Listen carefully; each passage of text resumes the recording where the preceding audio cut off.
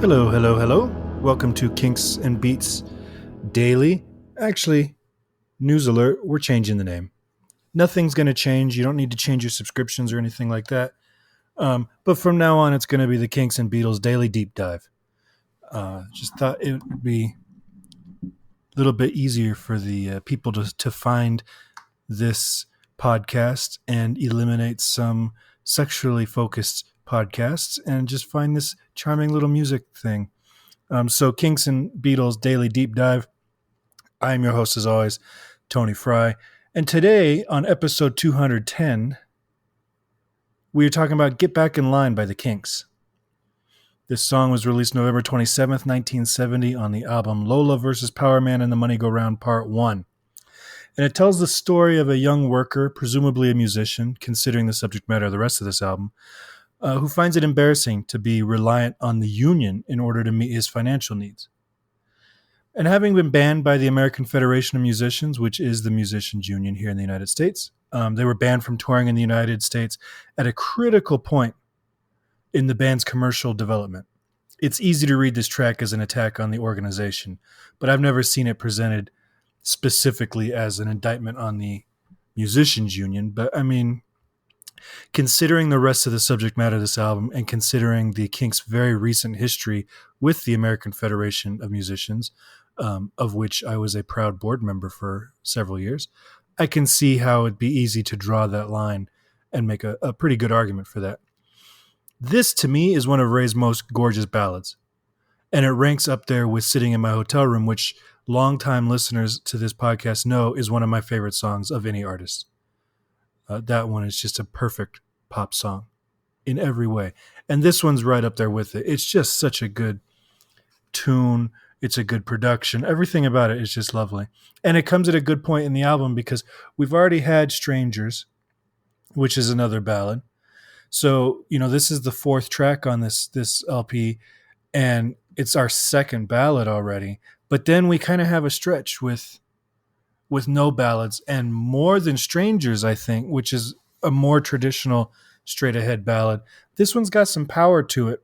So it's kind of being a hybrid where it's like, yes, it's a ballad and it's slow and it's, more quiet in nature, but it's also got those electric guitars and stuff that are kind of ushering in the next section of this album, which is very rock oriented. One thing I love about the lyrics of this song is how Ray changes the words to the chorus. Most songwriters keep the chorus the same each time through because that's the part of the song we're all supposed to latch onto. But in this case, the first time around, Ray sings, "When I see the Union Man walking down the street." But on the second chorus, he sings, "'Cause the Union Man's got such a hold over me."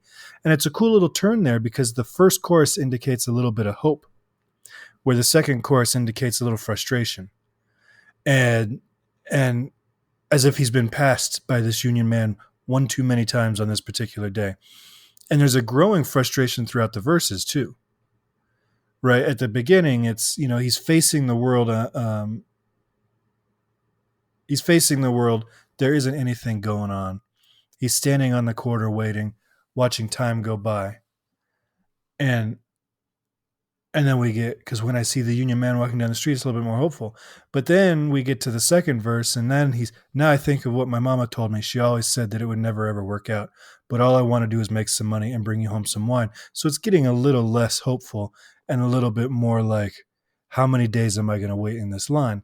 And so the reflection of that in the chorus, I think, is kind of cool. It really kind of grounds the chorus in the context of the song. It's not like a standalone section that you can isolate, as being the main hook or whatever. This is developing as the narrative in the song develops. And you don't see that a ton in pop tunes, but when you do, I like how he uses it here. I don't know really what to say about this track. It's just a beautiful number, and the recording has a lot going on.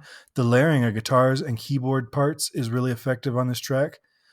Probably thanks to this being the first time they're using 16-track tapes, when they went to make Lola, they changed recording studios, and now they have access to 16-track tape recorders, and you hear a lot more layering and stuff. And just in general, I think the sound quality of these recordings is kind of kicked up a notch, and you hear that in the next few albums.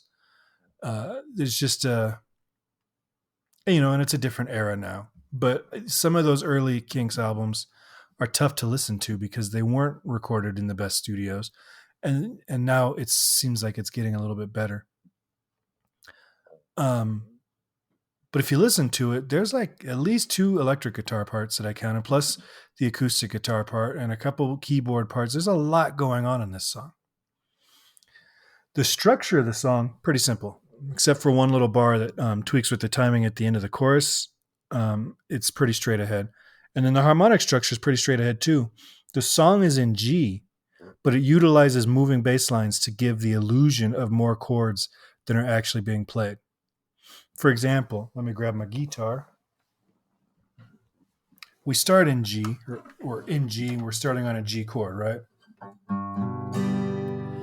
And then he drops the bass to F sharp. Now he's not changing chords, he's just changing that bottom note.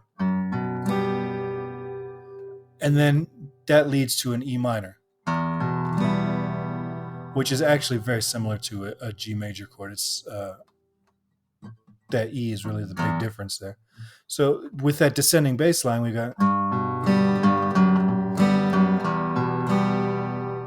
and then from there he climbs up, and he's going up chromatically to A minor, which is a fourth above E minor. But he's just doing that, and immediately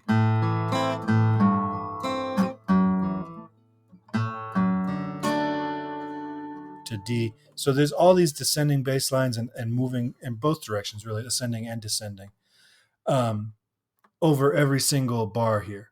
And it's a cool effect because it lets you just sit here and play on that G chord.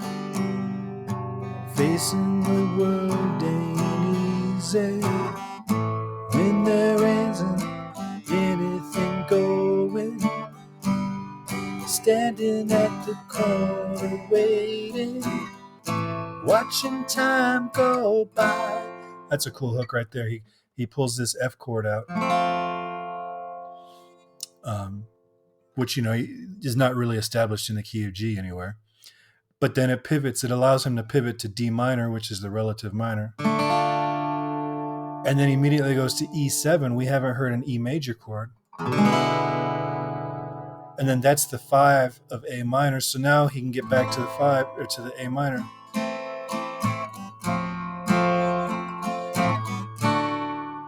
And then that takes so he's doing these little cycles here that are really cool. But that little hook, that A minor,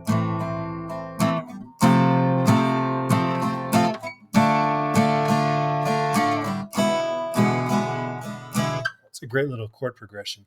The chorus is very similar to the verse in its chord changes, with one noteworthy exception, that the D minors on the verse are now majors in the chorus. And Ray loves mixing up major and minors, particularly on a D chord for some reason, because he switches from D minor to D major a couple times on Sunny Afternoon. So where you have where am I? So we've got standing at the corner waiting, watching time go by, right? Where that will go to a D minor on the verse. We've got the same lead build up to it, but he switches to D major. He takes out that F chord, that hook I was just telling you about, and switches to T minor. So then he walks up to me, and the sun begins to shine. And then this is where he would go to D minor in the verse, but here he goes to D major. Walks, and it's not just that he goes to D major, but he actually bases the melody on that F sharp, which is the difference between a D minor and a D major. You got F and D minor, F sharp on D major, and that's where then he walks right past, and I know. So he just sits on that F sharp, which we haven't heard previously because he's been doing D minors the whole time. So that in this part of the song, there's a D major earlier up there, but in this section of the chord progression, so it's a cool little trick that immediately grabs your ear. So that last line of the chorus, your ear is just honed in on what's being said because all of a sudden the melody's not going anywhere. He's just sticking on this one note, and it's a note that you haven't heard much over the entirety of this song. And that's a cool little composition trick. All in all, this is one of those songs that you're only likely to discover on the album or Kinks Chronicles if you bought that record, and it's likely to impress you. I don't know. I've never talked to a Kinks fan that didn't like this song. It's just a really, really gorgeous rock song with all the elements perfectly placed. And a lot of bands would have probably made this an acoustic song with lots of orchestral overdubs, but in the Kinks' hands, it's electric guitars and drums and heavy keyboards. I mean, that organ is just like doing full chords. It's not, I mean, sometimes it's doing these little Baroque lines and stuff, but it's not just supporting in the background. It is just, real heavy. And all of that is backing a kind of soft and delicate vocal delivery by Ray. It's just really great production on this one. And as I have said with all the songs from this album, and will continue to say with the future songs from this album, this is one of my favorites on the album. Every song on this album is one of my favorites on this album. If you have any comments about Get Back in Line, give me a call, 925-494-1739. Send me an email, kinksandbeats@herohabit.com. You can join us. We have a subreddit page at Hero Habit. We have a Facebook group, facebook.com/groups/kinksandbeats. You can follow us on Twitter at Kinks and Beats, or you can just go to herohabit.com, and under the podcast button, all the information you need is there, including all the 209 other episodes that we've done so far. And of course, if you feel like supporting this podcast with $5, you can do that over at Hero Habit as well. All right. Thanks for listening. I will talk to you guys next time. Have a great day, guys.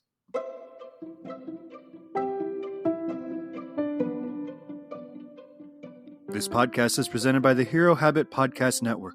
Swing by HeroHabit.com today to comment on this episode and poke around our growing database of sports and pop culture news, reviews, and collectibles.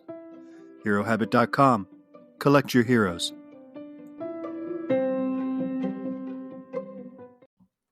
This post roll is just becoming a running gag now. I wonder how many people actually have listened to it all the way through. Am I the only one that even hears that this is going on? Or do you all stop the podcast as soon as I start talking about social media and giving me money? I'm curious. Part of me doesn't even want to fix the post roll. Just let it go. I don't know why it's doing it. It's digital. It shouldn't have variable speed on a digital file. All right, I'm done.